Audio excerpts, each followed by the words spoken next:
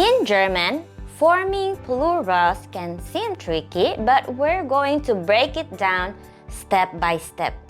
The good news is, there are few patterns that apply across all genders.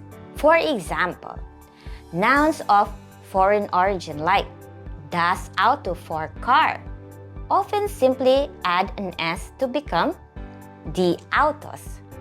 Also, some nouns, regardless of gender, change their vowel sound with an umlaut in the plural, like der Vater becoming die Väter, or die Mutter becoming die Mütter.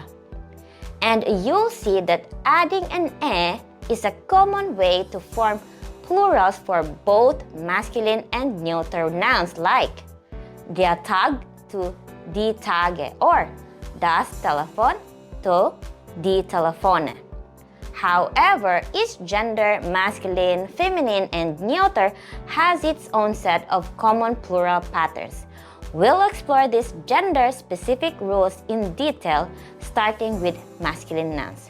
Remember, the plural article is always die, no matter the gender of the noun. Let's get started.